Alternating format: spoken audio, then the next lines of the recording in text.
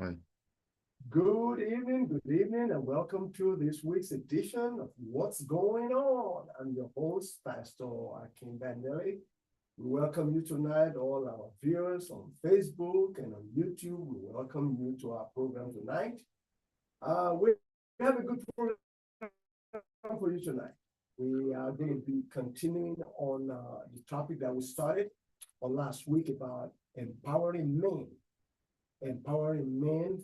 So we're going to continue on that topic tonight, and then we are going to talk a little bit about the election 2024. We want to know what's going on out there with the early voting and everybody getting out there to vote. We want to see who have voted and who are still yet to vote and who is waiting till November the 5th to vote. So we welcome you tonight. If you are not our friend on Facebook, you can join us, be our friend. And also, if you are on YouTube and you have not subscribed to our channel, you can do it tonight. Subscribe to our channel. We appreciate it. And make sure you press that notification bell so that you will be notified whenever we bring you great contents like we have tonight. Well, welcome. I've got some guests with me again tonight. We got some men in the house. I've got Brother Jonathan Myers. Brother John, how you doing, man? I'm doing all right, and yourself? Yes, sir. I'm doing okay. You tired tonight, man? You tired again? Yeah. He's from you for you to take a vacation, huh? Hopefully. Want to come get him? Oh, yeah, for the weekend. No, I get him for the whole week. Absolutely. Welcome tonight. How was your day? It was good. It was good. Yours? It's good. How my baby is doing over there? You all doing good? Yes, sir. They sleep. They sleep. Okay. Man, Yeah. you tough daddy. You put them children to bed early. 6:30. Oh, Yeah, I got a rule. You can't be up more than 12 hours. So if you wake up at 6:30, you go to bed at 6:30. Oh, I see. So if they go to bed at 6:30. So what time do they wake up in the morning? For school, probably like 6:15, 6:30. Okay, so they get about 10 to 12 hours of rest. Yeah. Some small children, man. Get that brain a lot of rest. That's great. Also, I have Mr. OMG, brother Olufemi, blah. Are you there? Yes, sir, I am. What's going on, buddy, Opa? Not much. Just getting off, about to get situated. All right. Hey, hardworking man. Yeah. You're on your grind. That's all right. Welcome tonight. Be safe now. Be safe. Thank you for being part of our program tonight. And then we have Brother Terry Roberts. Welcome to our program tonight. Brother Terry, how you doing? I'm doing fine, Pastor. How about yourself, man? I'm doing really well. I'm doing good. Well, family, we had a great program for you tonight. Brother Terry, how was your day? How's the family doing? Man, it's wonderful, man. Just sometimes it starts earlier than I wanted to, but that's just the part of being an entrepreneur, man. So glory be to God, man. Now you're looking younger every day. Hey, man, you know, I say it all the time. I give it all to him, man. I thank him for that. But again, I'm gonna tell you this: take one to know one. How you like that? It take one to know one. I mean, look how you glowing. You just glowing over there. Oh my goodness! I'm a King Van Daddy, little brother, baby. I hope it's not AI. You don't have one of those Photoshop. Now this me. You know, I'm old school, man. This me. Okay, I'm old school. All right. Well, we welcome all of you tonight. You got to roll some of that off from Brother Jonathan, man. Oh no, he got it. That's for in case his wife watching. He want to make sure she thinks he tired of it.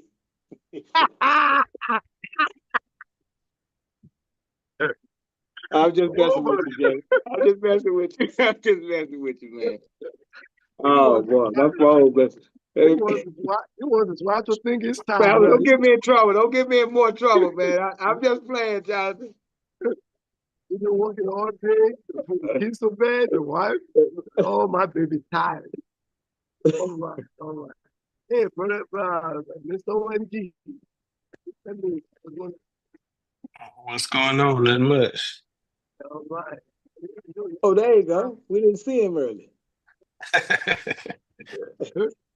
Bro, you sound like you've been arrested. You've been on your planet. What's it?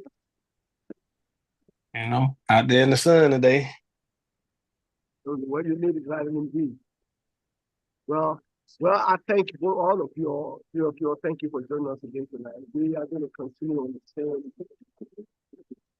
empowering men. Empowering men. Last week we talked a lot about, you guys as young men, feeling empowered to do what you do with your life, for your family, with your businesses. I really appreciate having all of you on.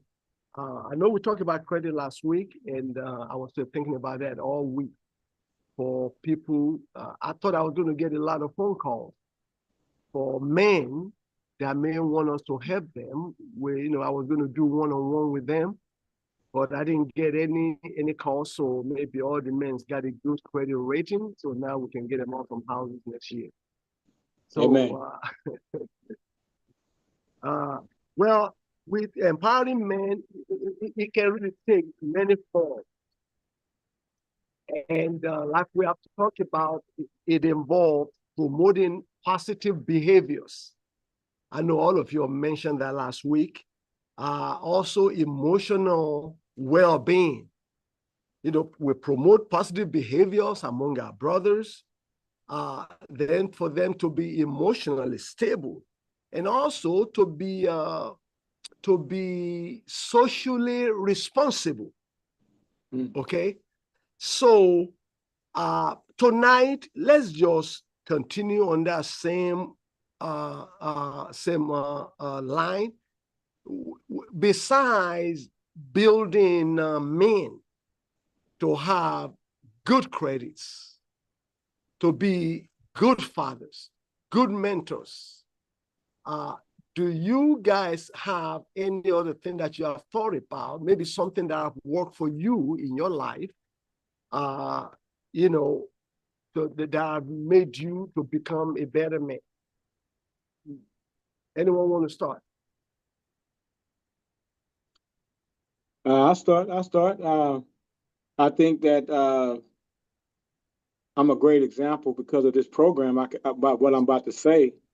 I was talking to a group of guys, and I heard something that a lot of them had lacked, because again, we talk about the true dynamics of our society, which is some of the fatherless terms, things that, especially those generations of that 50, 25 year old, and even less now, but the fatherlessness, right? So that could be a pitfall. But I would say this, and I'm gonna throw this one around, but I think mentorship.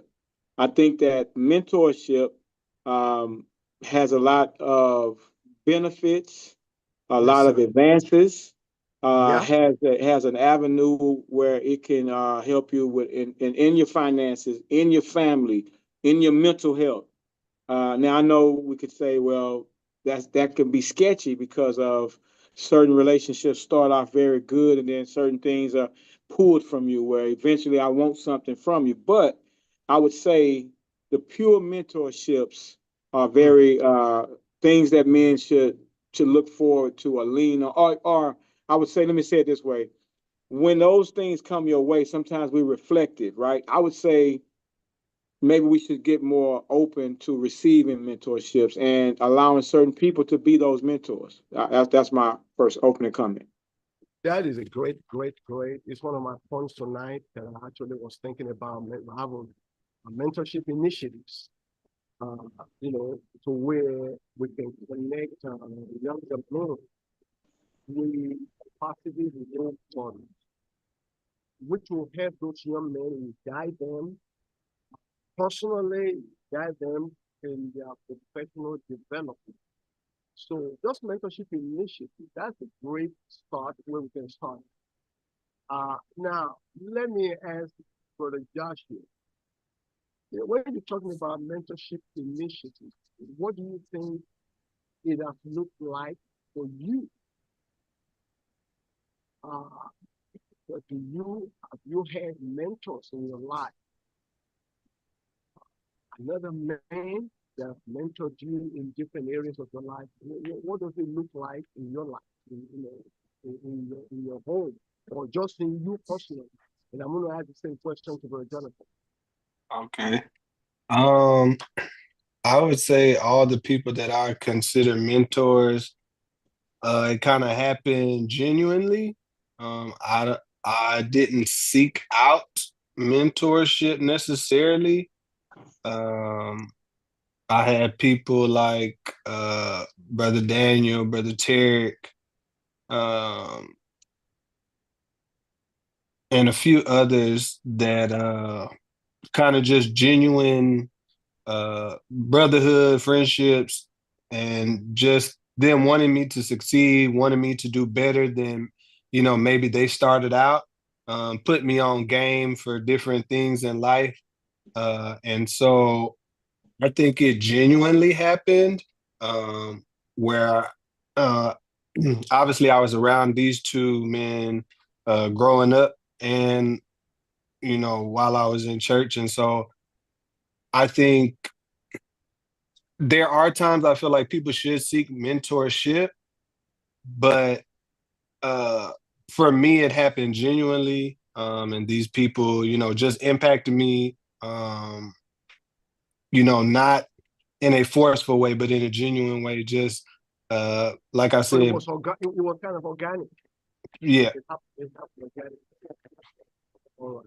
However, you Brother Jonathan. I ain't never had a mentor. Wow. Hmm. What do you mean you never? Not in a teacher, in maybe a medical doctor that saw you as a child, or maybe a baller, like a basketball player or a football player, or maybe even an Nah. uncle or a friend or a dad, Well, something like that. well, John, I'll say Nah. this: in your generation, they normally call, and it's of course, I got sons 28, 29, so I'm just saying y'all generation. Y'all might refer to them as Unc, right? And it OG. That's some of the little loose terms that people say, but because a mentorship is not a going to a class or a formal setting saying, "All right, my young apprentice, let me teach you this." Not in that way. More so, Mhm. just having some. You would almost call them an accountability big brother, right? An accountability big brother, someone that you Mhm. feel comfortable giving some things to that you wouldn't give to the normal person, but you trust them enough, to give you some insight, but without forming judgment in the situation. Say if you come to them about your mom, you and your mom dealing with something, and mom's Mhm. really, really wrong, give you advice without being mad at mom. Yeah, I understand. To me, mentors are intentional. It's understandable. I think it's a lot of accountability, and so when I think about it on that aspect, I'm gonna be honest. No, I never had a mentor. No one to really hold me accountable, took me under their wing, and really taught me things like that. No, I never had no mentor. Well, how did you feel? How did you feel? Anyone that you could say it actually, I'm having trouble hearing you. anyone, I'm having trouble hearing you. oh, okay. Let me, my AD, check that. The question I was asking is, what does that make you feel that you didn't have any info? Because I used to think like,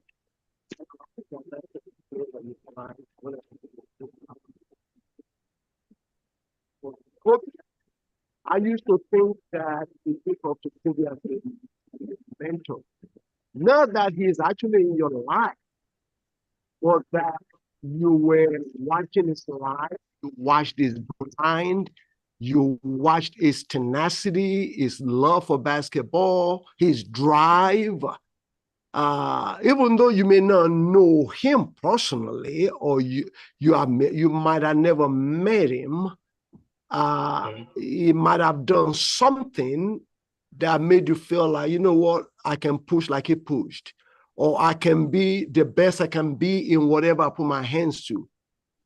Do you? Because I know you talk a lot about Kobe, and in the years that I've known you, you like his team, you like the way he played, you liked his style, you like his humility, his sense of business.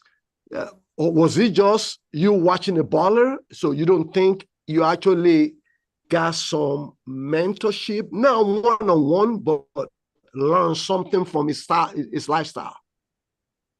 So like I would call that an influencer. Influence. Okay. Yeah, Okay. but like when I think about a mentor, I think about someone who's direct in their approach and it's tailored to that particular person. You know, Okay. if you just got a message that you're putting out in the public, you know, it's not always tailored to everybody. You know what I mean? Okay. So I think a mentor is intentional. A mentor holds you accountable. He can't hold me accountable. You know, so in a Okay. sense, like I get what Brother Tarek is saying as far as like a couple OGs and things of that nature, but they never really hold me accountable. You know, they never really gave me lessons and check up and make sure I was still doing those things and I things of see. that I nature. see. So that's I when I see. think of a mentor, I think of somebody who really is intentional with their message and it's directed towards you and they check up on you too as well. So with Okay. that, Okay. Okay. Okay. Very good. That's good. That's good, Jonathan. That's good.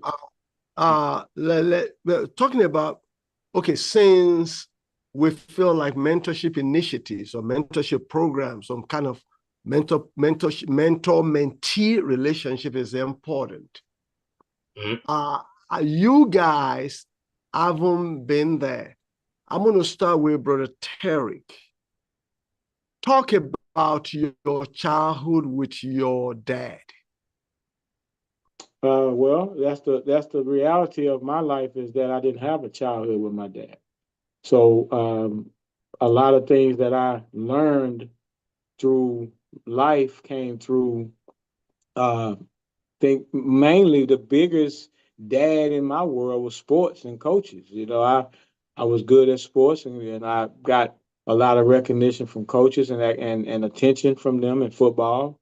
And it kind of led into my children doing the same. So for me though, but I have to say, and I just to go ahead and put it out, you became one of my mentors, right? And like John, that's why when Jonathan said what he said, I can really understand it from his perspective because you were intentional. You checked on me. I mean, there'll be times you wouldn't even know, but you'd shake my hand with $100 in it, and I really needed it, right? You know, just like a big, which is why the church may get a little confused sometimes with our relationship because you are my pastor, but if I had to be honest, your big brother role is probably a heavier role in my life because my life leaned on that role more. Yes, you are my pastor today, and I've always respected that.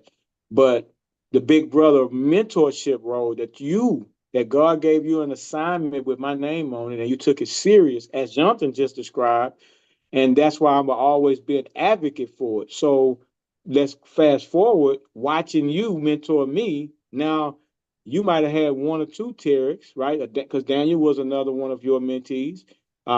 If we want to be honest, those guys like myself and Daniel, we went out and became mentors ourselves. So it's a Amen. Amen. repetitive thing that you sparked in us, and now mentorship is just easy because I look at my young brothers at church and I watch them, man, and I feel like you felt watching me. So Yeah. I can actually be a poster child for how valuable it is, Jonathan, and how relevant it is and life changing it is to have that. So I like what you said when you said intentional and on Yeah. purpose, because anybody could be your OG as far as I'm your neighbor. I kind of, what's up, man? But a mentor is the kind of say, hey, man, did you go to that interview? Well, why not? Well, I ain't had nothing to wear. Well, come here, man. Let me give you something to wear. Well, because they want to see it, and I'm not. That's not even because I think it's not a cookie cutter definition of mentor based on this conversation. I could open my mind to say that. I think I had an intention when I first said it, but listen to Jonathan. Yeah, he's right. You have to be intentional. So again, that's my point of view. Thank you so much, Brother Terry, for those comments. I didn't even feel like I was mentoring you and Brother Daniel. I was trying to learn the way young people think. I was trying to get in the minds of the young people. Okay, why do you think this way? You taught me how to text. You taught me about, cutting the hair low and all the edge up and all that stuff, But I wasn't even trying to mentor. I just wanted to pour into somebody some stuff that I knew. And I really appreciate that, Brother Terry, because if anybody is watching us, even if you're a member of New Covenant, Brother Terry is, if we have membership numbers, it will be number one. I mean, no, seriously. Because Brother Jonathan, when I was just teaching Bible study at the Bible shop, and he kept saying, well, you got a church? I said, no, I'm not a pastor. I'm just a computer guy that loves to teach the Bible, And he helped me to get that Bible study started in that Bible shop. He was the one that actually, as the owner of the Bible shop, for us to have Bible study there. And he was at every Bible study. And he made sure all the barbers came to that Bible study. And some friends started coming to that Bible study. And then when the Lord called us to start to kind of plant New Covenant, he said, I'm going to be the first member. He said, I don't like organized religion, but I'm going to be the first member. And 22 years later, he's still here, and I appreciate that. Brother Jonathan, since what do you think? Let me ask you about dad-son-dad relationship. What was that like for you? There was no relationship. Was it intentional from the father, or was it circumstances that didn't let it happen organically, or was it maybe separation? I mean, or living in another state, another country? Was there a reason where you would say there was not that, like the father figure, whether biological father or a stepfather or just a father there? What was that like for you? And after you tell us that, what advice will you give to somebody else that found themselves not having a mentor? Because I look at you, I feel like you are making it. You're making it happen. You hold down a job. You starting a business, a trucking business that you were working on, and you are involved in the ministry. You learned about you constantly reinvent yourself and motivating yourself and doing stuff you've never done before. I see you on the camera at the church. You were never an AV person, but you learned that. You never drove an 18-wheeler. I saw you trying to start a trucking company, and you didn't have a mentor of being, a husband or a father, but I see you as a great father. Tell us, you said there was not really a father there, but what will you do, or what advice could you give a young person that found themselves in the same situation where they didn't have that fatherly figure, whether biological or stepfather or just an uncle as a father? What advice will you give that young person watching us tonight? Well, to answer your first question, I think it was more so like distance. You can't really follow something that you're not around. You really can't. And then when you're a kid, you're not necessarily thinking about that. I didn't think about it.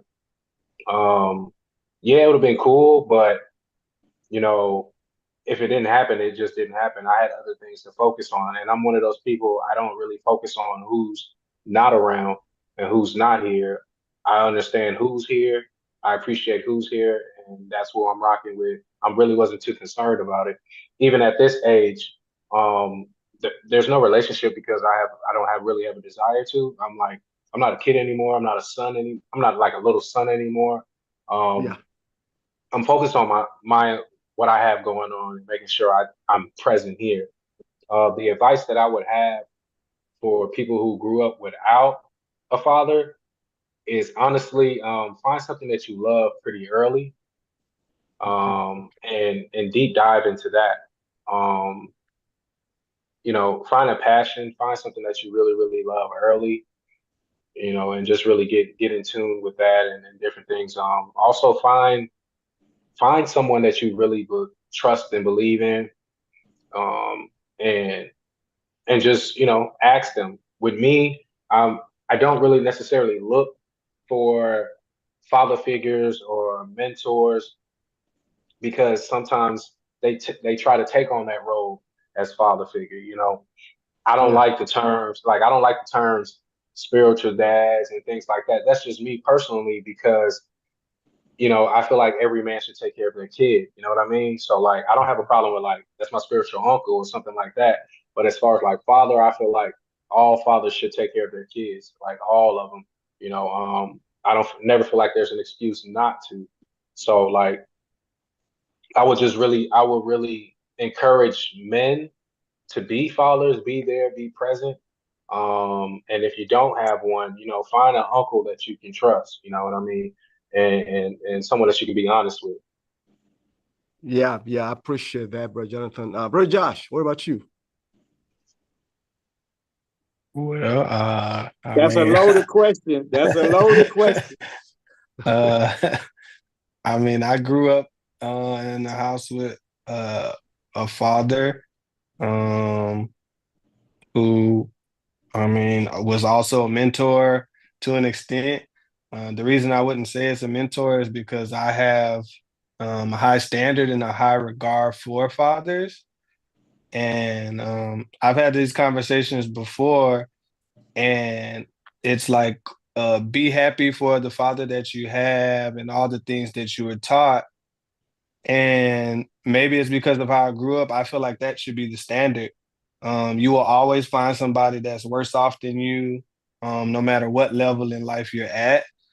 And Okay. so I think, like Jonathan said, taking what you have, enjoying and loving who is there and who is pouring into you, I think is major. And so it definitely helped with stability as far as growing up and being a young man, uh, whether it's learning stuff about cars, learning stuff about houses, finances, things of that nature. Um, I think it was great to have, uh, but it's not necessarily the what's the word? The recipe for success, because there are some very successful people, some very loved and very great people who may not have had a father in the home. And so, although it is a benefit, uh,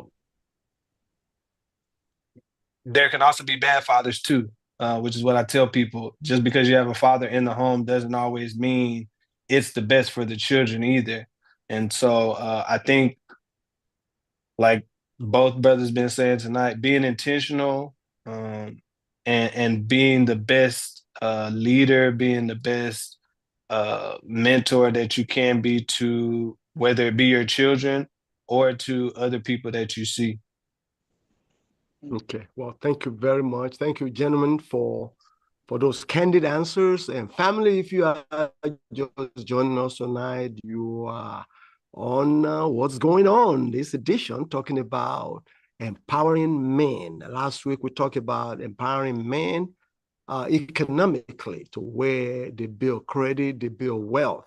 And tonight, we're just really talking about how we can create mentorship initiatives and just asking these brothers, how did they get to where they got today and who influenced them and all that. If I want to talk about me, really, I grew up in a home with a father who worked very hard, a businessman, and I I learned how to be stern from my dad. He was a very stern man, very hardcore. He had 6 wives, and all of them lived in the house with us. All the wives got their own, little apartments, all in the same house. So I lived with that. So now that I'm grown, I knew why he had to be tough. No woman could run over him. It will throw them down from the upstairs, downstairs. I mean, it was almost like a terrorist sometimes. I mean, all the children, they feared him. All the neighbors feared this man. I learned recently that his father was a police officer, which I never met my grandfather, never met him. I just heard stories of him just in the past, few years, that he was a ruthless police officer in our town. So now I can see why my dad was so stern. He was a disciplinarian. He disciplined all the children. And when you got whipped with extension cords that he prepared, and he hung it in his bedroom. And when he said, I will whip you, he walked through that living room, go into his bedroom, pull that extension cord, and give you about 6 on your butt. And if you move around, you get cut in the neck, in the back, it doesn't matter. But he will tell you to lay down. And he was just kind of, to me, people today they will call him a child molester, but I don't believe we were molested. I believe he put a fear of God in us. I mean, my dad was coming home and there were papers on the floor, everybody running to pick up the papers and, wiping the staircase to make sure he doesn't see any dust. He didn't see any dust. And when he ate in the house, he was the first one to eat before anybody ate. I mean, he was like a king of the castle. And but I also learned finances from him. Even though he worked for the government, he was a businessman. He had a sawmill, where they carved wood, they cut wood, and he sold lumber and all that. And after he passed away, I think the oldest brother ran it for a while before they let it go and sold it.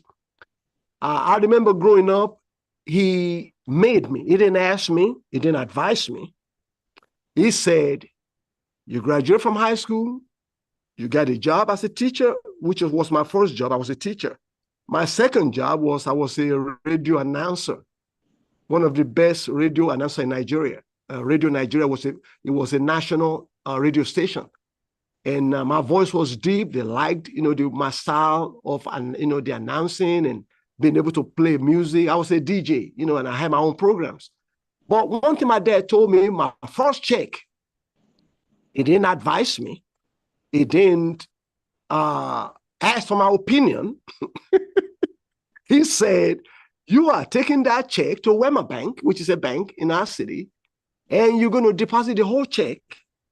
And then you're going to take 50% out, and that's all you got for yourself. Now, remember, I was 17, 18, didn't have no bills, no car note, didn't buy my own clothes, didn't buy my own food, didn't pay for electricity. So taking 50% of my check was a pretty big chunk.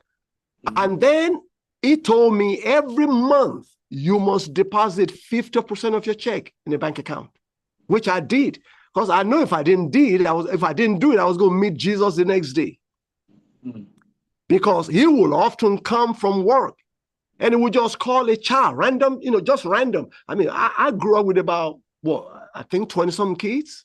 He will randomly just call your name if you were working and say, can I see your checkbook or your passbook? And you will run under your bed, go get and we'll give it to him, and he will check, he will look through it to make sure you were saving 50%. He did that with me for 2 years. And when I got that invitation to come to US to go to school, I had money. And by this time, I actually have a poultry farm in the house where I hated to leave all my chickens because they were growing big. I was going to sell all that and make all kind of money. I was told later when I left Nigeria, my daddy sold all those chickens one by one and gave them gifts to his friends. And he made quite a bit of money from the poultry farm that I had in the house, at the basement of the house. So, but coming to America, I was able to bring enough thousands of dollars to America just from working for 2 years. So I would say my dad mentored me that way. But as far as mentoring me in relationship, he didn't do that. I mean, I only have one wife. I've never been married before. I've only been married one time in my life. Okay. So I didn't learn that from my dad. I learned that after becoming a Christian. Now, the best mentor that I had was my math teacher in high school. And I named Olufemi after him. The brother's name was Titus Oluwafemi. So when I made up my mind, whenever I have my own biological son, I want to name him after brother Titus. Okay?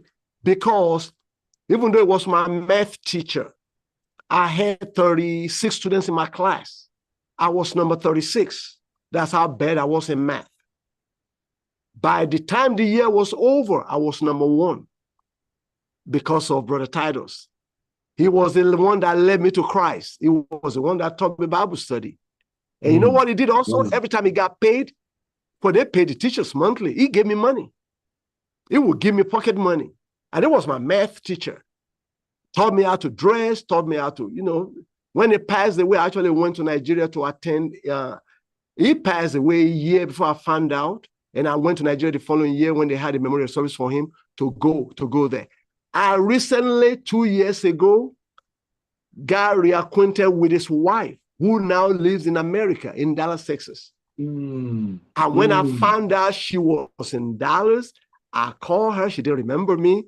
I started telling stories about how they were when I was in high school, how even when they came to America, they visited me in Houston with their son. She didn't remember all that. She's like almost 80 now.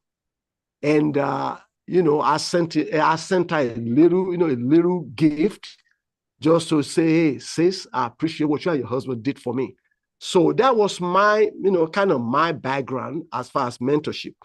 Now, let's talk about, again, I thank all of you for your insight. Let's talk about. Thank you. That's a great testimony, Pastor. Some of that stuff, and I've known you many years, I've never heard. So thank you for sharing that. Thank you, sir. Thank you, sir. What about promoting healthy masculinity?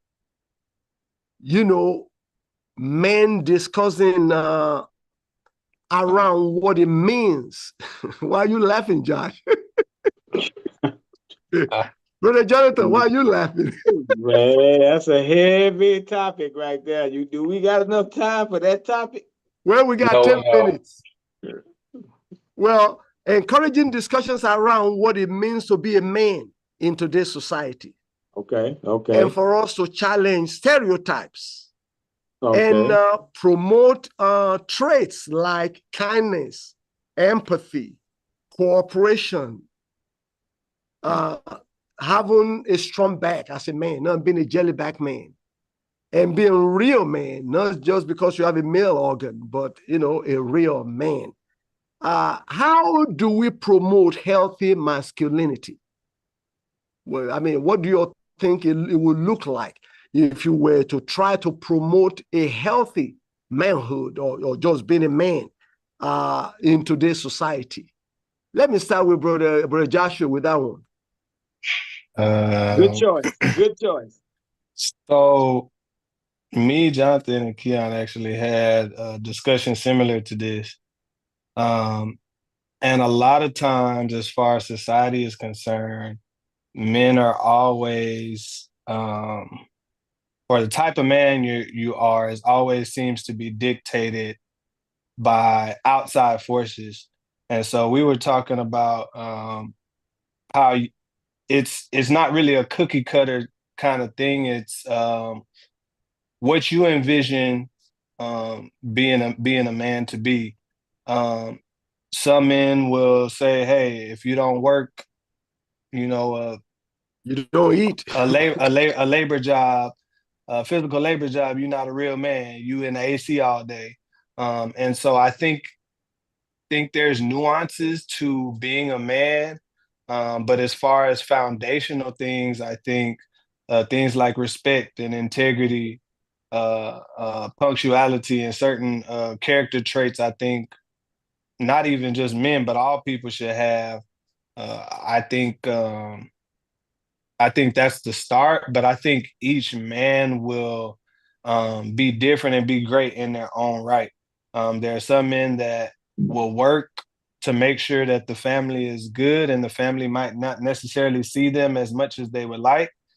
And that's their dynamic. And then you have other Is men that who good or may. is that good or bad though that they're working so hard to provide a shelter and provide the needs for the family, food, electricity, water, even though the family don't see them, maybe they are on a grind from 7 o'clock in the morning to 7 o'clock at night, 12 hours. Is that good or bad for manhood?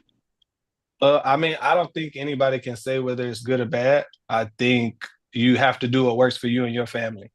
As a man or as a husband, as a father, whatever role you're in, I think it has to work for your dynamic. Okay. Some families I don't think can survive with the man out of the house 12, 14 days. It's 14 almost as hours. if a man's not in the house at all. And so I think there has to be a balance. I know in this new generation, a lot of fathers are very intentional about spending more time with their kids. And I don't know if it's because growing up, they've had fathers who worked their fingers to the bone just to make sure any and every need was met for the family. But I don't think you can say somebody's way of being a man or somebody's way of being a father is wrong or it's not right. I think there are some things that aren't right just being a human being, not being accountable and things like that.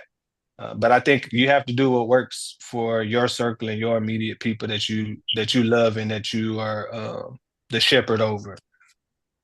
Okay. All right. That's a Brother great Jonathan. answer. Great answer. Brother Jonathan, thank you, Brother Joshua, for that response about promoting healthy masculinity. Brother Jonathan, you were laughing when I said that. What popped up in your mind when I said that? Don't nobody really want men to be men. You know, you talked about some things about your father. He was feared. He was stern.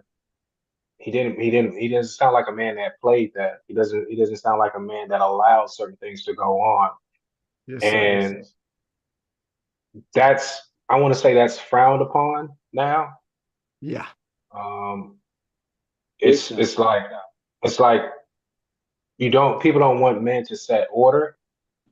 They don't like rules. They don't like following repetition. They don't like things to go down like there's an order. There's a way that we do things. There's I feel like it's attack on men being strong, being trying to set order in certain things and expectations.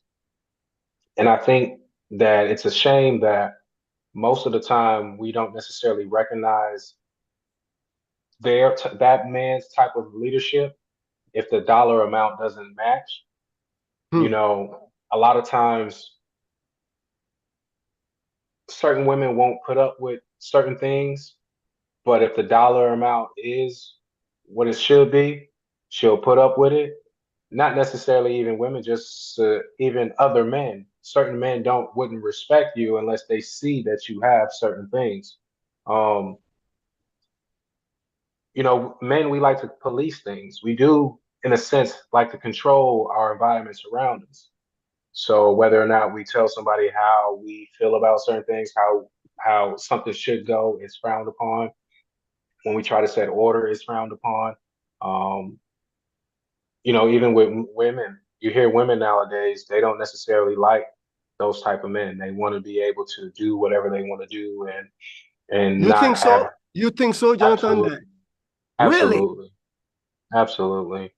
Because, Brother Jonathan, are you serious? Yeah. Because number one, I think I got this from my dad because none of the wives worked. All the women had their own businesses. My mother was a catering, she owned a catering company. Another wife also had another catering company. Then another wife had a fashion design store. Then another wife was a school teacher. And so none of them really went to a job per se. They owned their own businesses. And my father, I never heard my father ask them for their money. He worked and took care of all the children, twice a year, he hired a tailor to sew for all the boys and girls. And when we went to church, we were the Bandele clan. You know, we had the same color of clothing on. Now, and when I got married, I patterned my life that way.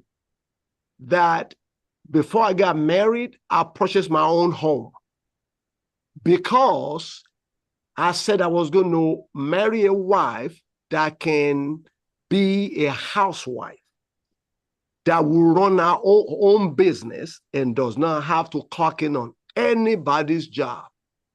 That was what I wanted. So I made sure I built it. I can make her a housewife, but I don't have a house, right? She gonna end up being an apartment wife or a condo wife. I want a house wife, so I built a house. And then after we got married, I told my wife, you don't have to work. You can start your own business, but you don't have to answer to no man. You answer to yourself. When you get up, do what you love to do.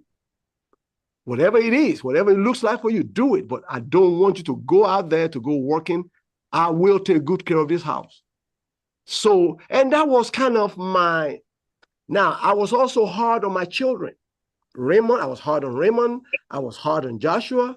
I was hard on Rebecca. I think by the time I got to Rachel, you know, my energy is all gone. Between Joshua and Raymond, don't be capping on here. Between Joshua and Raymond, they don't take up all my energy. So I was just too slow by the time I got to Rebecca and Rachel. I was soft. So, sometimes they tell me, Joshua and Raymond tell me now, Dad, you let them get away with a lot so that we didn't get it. Well, I'm old now. I ain't got that energy to fool with them girls. So, Brother Jonathan, and I felt like women, real women, in my opinion, I think they are looking for strong men that will take a leadership role. That will be. But look what you just said, though. But look what you just said. Yes, Everything sir. that you mentioned was money. Has to do with money in the end. I had my own house. I didn't want her to work for anybody. All you talked about was money, and which is what I was saying. Okay. They don't respect you at a certain level unless you making a certain thing. Now, there's nothing wrong with that. You personally wanted a housewife. Not all of us do. Not every woman today knows what to do in the house. They have to be in some cases reminded of certain things to do in the house. You have to still give them instructions in the house. So you're speaking from a time that no longer exists.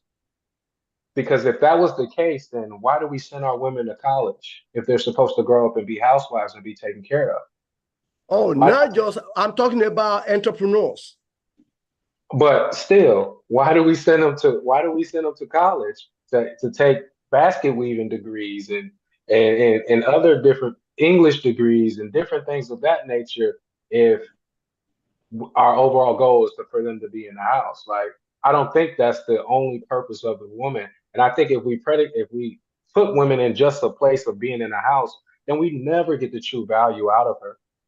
Yeah, but Jonathan, I'm not talking about, walking around the house barefooted pregnant. That's not what I'm talking about.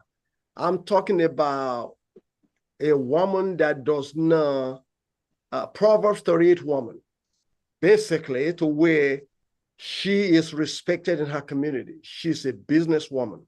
She's very smart. Why do we send our daughters to school? For them to be whatever they want to be, whether they want to be an attorney, they want to have a law firm, they want to be a doctor, they want to have their own practice, they want to be a promoter, whatever they want to be, without having to be a slave to another man out there or another organization.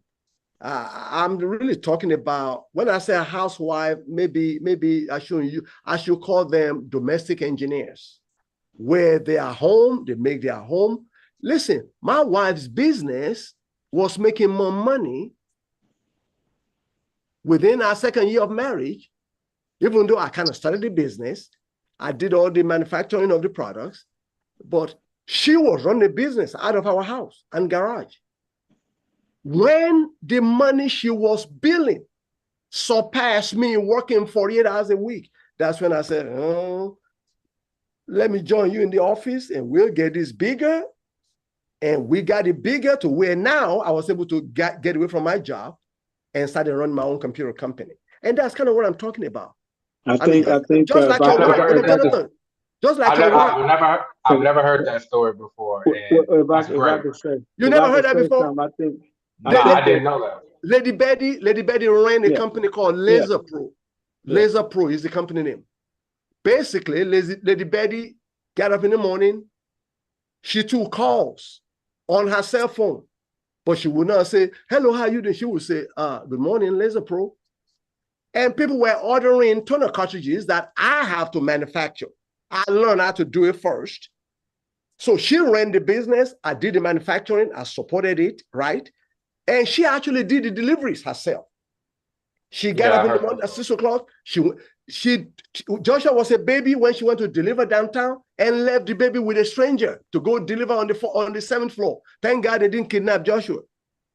Okay, so but when she had a Hispanic guy that started liking her on the job, in her own business now, she will make her, this guy will make my wife a little hearts and different things like that. But Lady Betty, want to talk about the Bible, about the scriptures. Again, she ran that business, but I consider her a domestic engineer, a housewife, in the sense that she only got up to do what she wanted to do. And then when the business she was running got to a place that it caught up with my annual salary, we met and I decided we're going to expand it. So we expanded it to where the company I work for became one of our customers also. One of Betty's customers, really. Betty knew all the customers. They didn't even know I was the one slaving behind the scene. But it was Lady Betty's business, Laser Pro. So when we merged it and we started SciComm Technologies, it was after I left the company that I worked for 13 years. But by this time, we already grew the business. Betty was the operations manager, controlled the traffic of all the engineers in the office before I came there. So that's what I mean by having a wife that doesn't have to clock in on somebody's job.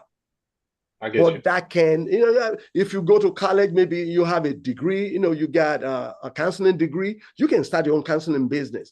Or maybe, my daughter, she's a singer. She don't work for nobody. She sings and making her own CD. And Joshua, went to, audio production. He doesn't work for nobody. He's run his own business. So that's kind of what I'm talking about, Jonathan. I'm not talking about the old star housewife, stay at home, walk barefoot and get pregnant. That's not what I'm talking about. All right. Because even Jonathan, look at your wife. I look at your wife as a businesswoman. Yeah. She is really a powerful businesswoman to where, I know she's real busy with delivering babies and all that stuff and doing what she does with feminine products and women. To me, that's what I consider a housewife.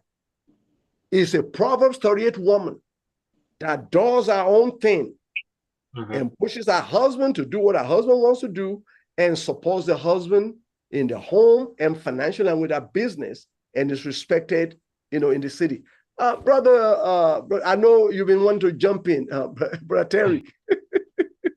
Go ahead and jump in. No, I'd like to say, I think this is one of those conversation topics that's going to have to bleed into our next segment because the veins on this are all over the place. Because you did go into some detail about what you meant. However, I think where Jonathan was at was probably where we need to stay, because when you talk about manhood in today's world of it, the women are praised for being hard, for being stern. The men are ridiculed for being hard and stern. And so today's world has kind of flip-flopped the conceptual idea of a man with a controlling hand in the doings and goings of his daily affairs of his household. We used to call that honorable. Today they call that narcissistic. And that word is the most thrown around word today used by many feminine platforms, not just by females, but feminine platforms that have found ways to pull out the order and respect lines that men once gained, because most women today felt like Jonathan said they were gained because the woman didn't have nowhere else to go. The woman was his slave, so he had money. So now the woman says, well, I got my own money. So Pastor Bandelli in 2024 coming talking about, I got my own house, my own car, come get with me. Back in 1984, women clapped for that. Women was like, oh, I got me a man with this. Today, it's almost like, so I got mine too. Just because you got a house don't mean I ain't finna come over there and clean it. I mean, I'm not talking about all women, and I'm not even speaking about all of any man or woman. I'm saying when you talk about what it takes to be a healthy manhood, it does take a lot of how can I say, shaving off some of the loose hairs, because in one guy's home, his wife may be a strong entrepreneur mind or leader, and he's maybe more passive. Well, another man would see him and shake his head at it, but it's working for him. Like Jonathan said, it's working in his household. So what I was trying to say was that staying on the topic of healthy manhood, I think it's identifying what works. I like what Jonathan and Joshua said. Identifying what works in your home and quit trying to prove your manhood to me by bringing my personality in your home. And your wife, she didn't marry him. So you got to know how to understand which home you in. Because, yeah, Brother Jonathan do it like this, Brother Terry do it like that. I want to do it like them, but that don't work with your wife, the wife you pick. See, my wife know me, and my personality work with her. You try to take my personality home to you, to your house, your wife looking like, who is this dude? Where you come from? Where you come from? And now, watch this, John, to tell me this. And now she don't like me because she feel like I influenced them to do it, but I didn't. I'm just being who I am, and it's working for me. He copycatted or picked it up and brought it home. I didn't tell him to do it. I didn't tell him to bring it home. I've been in all that. I've personally been in all that. So again, I think healthy practices is just knowing where you are and being able to understand that my role may not be. Me and Pastor, not only brother, but we great friends. But I don't do everything like him, and he don't require me to be his brother or friend. And he doesn't do half the things I do. He might have a 10% fraction of what I might do. Some things, that he like about it. I'm not saying he does them and mimic, but he might say, I like how Brother Terry handled that. But my point is, to be brothers and friends, we don't have to do that. And some men, going back to our topic, we have some great stories and stuff that we've been sharing. But to go back to our topic for our viewer is, understand that as friends and as compadres with other men, stop trying to be them so that you don't feel uncomfortable about the man you are. That's what I got to say. Be who you are. I've got a couple of comments up here on one of our viewers. I think people saw me as a mentee before I saw them as a mentor. I saw them as brothers, but nobody who I looked up till I got older. I agree, I had influences, but no father figure. That's Hakim 18. He also said, I grew up with cousins. As a kid, no real mentor to the best of my knowledge. I had to learn from my own mistakes until a young man asked me to be his mentor. I was 21. That's when he hit me as a man. Wow, that's pretty cool. That somebody actually asked him to be their mentor. Don't nobody want men to be men. They want us to be a man at others' expense or on other people's time.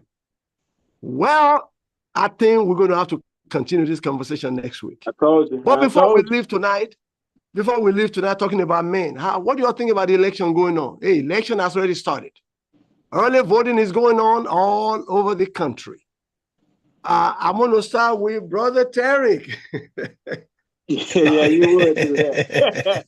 Why you talking with Jonathan? This is his lane, man. Have you voted yet? Are you going to vote?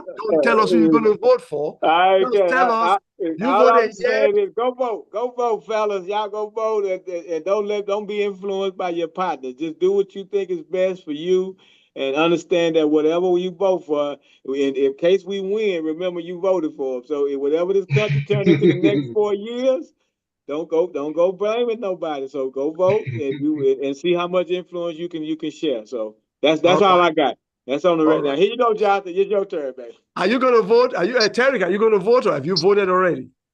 No comment. That's between me and the Lord. Yeah, no comment. You are in the Lord. So, okay. All right. Well, all right. Now, Brother Jonathan, what about you? What do you think about the early voting going on? Hey, listen, viewers, get out and vote. Get out Yeah. and get out and vote. Vote your conscience. Whether it's Trump or Kamala, vote your conscience. But remember what Brother Jonathan said a month ago. Don't be thinking about just the top of the ticket. Think about the judges. Think about, all the local people that have been elected.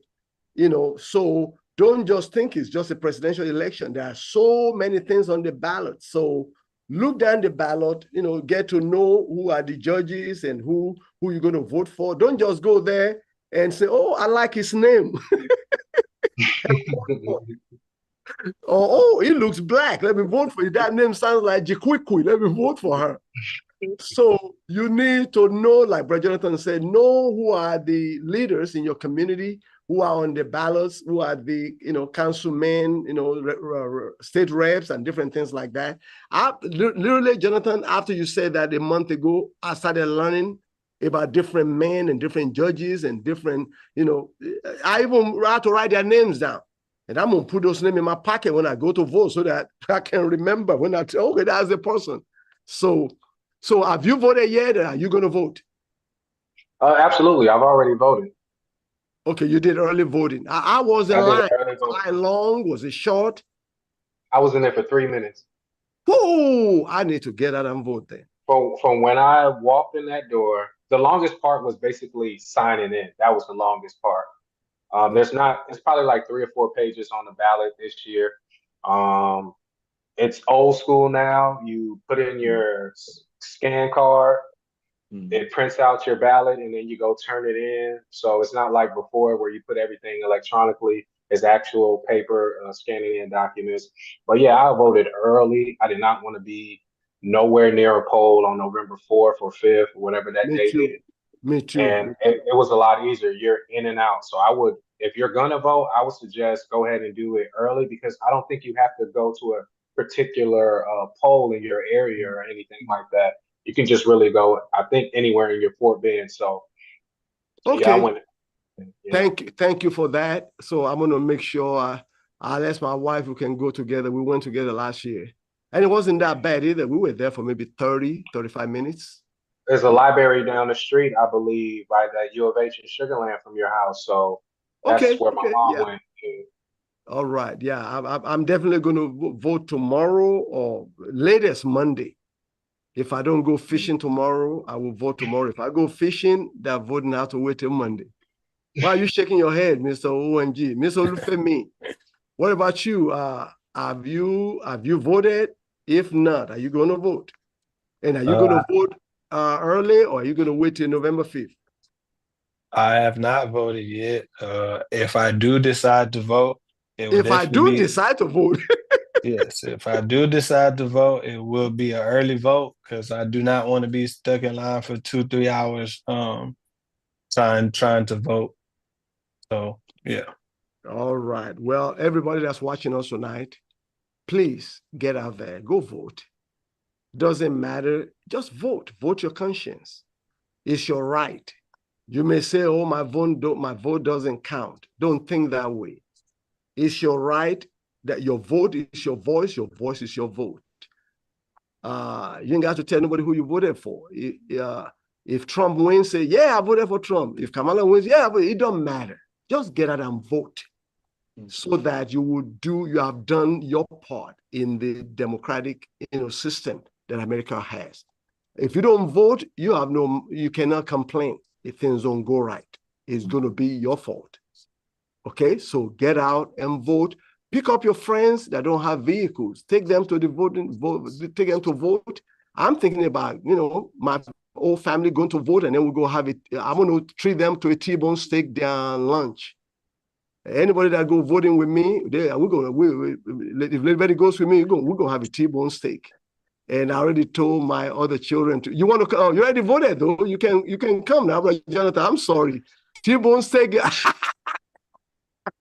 Brother Jonathan, I tell you what, I promise you, we're gonna have a T-bone steak. You are now, Brother Terry and Brother Joshua. I owe you all. You said it live. You said it live. I'm saying it live. I'm good. And I put my money where my mouth is. Brother Terry, Brother Jonathan, Brother Joshua, any T-bone steakhouse you want to go, it don't matter. You'll let me know. We will be there, and we're going to chat as men. Okay. For joining me tonight. Thank you, family, for joining our broadcast. I thank God for Brother Terry and Brother Jonathan and Brother Joshua for joining us tonight. I'm being candid and just being honest with our men. I know all of them say something that could help you. And some of your comments helped us, and we thank you. We're just out here. We just be talking. And I stole that from another podcast. We just be talking. It's another podcast with Brother Jonathan, Brother Joshua, and Brother Kian Ajala. But I think the podcast has stopped.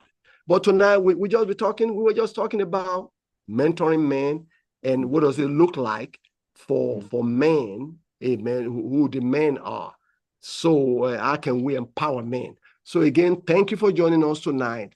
Until next week on this same channel, YouTube, Facebook, this is your host, Pastor Akin, on this week's edition of What's Going On.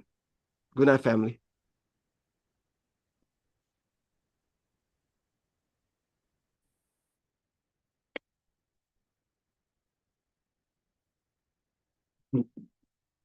And